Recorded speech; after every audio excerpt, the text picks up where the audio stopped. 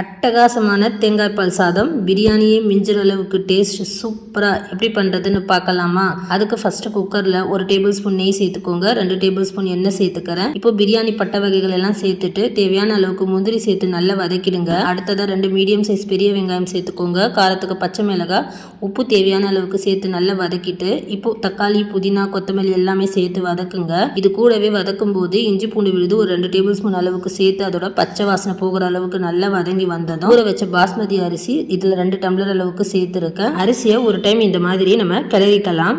இப்போ இதில் நம்ம அரிசி அளந்த அதே டம்ளரால் 3 டம்ளர் அளவுக்கு திக்கான தேங்காய் பால் சேர்த்துக்கலாம். சேர்த்துட்டு நல்ல ஒரு கொதி வர வரைக்கும் இதை வேக வச்சுக்கோங்க. இப்போ நம்ம குக்கர் மூடி போட்டு 2 விசில் ஹை ஃப்ளேமில் விட்டு ப்ரெஷர் ரிலீஸ் ஆனதுக்கப்புறம் திறந்து பார்த்தீங்கன்னா வாவ், சூப்பரான தேங்காய் பால் சாதம் ரெடி. இது கூட நீங்கள் தொட்டு சாப்பிட்றதுக்கு சைட் டிஷ்ஷாக சிக்கன் குழம்பு, மட்டன் கிரேவிஸ் வேறு லெவலில் இருக்கும். ட்ரை பண்ணி பாருங்கள். மறக்காமல் கமெண்ட் பண்ணுங்கள்.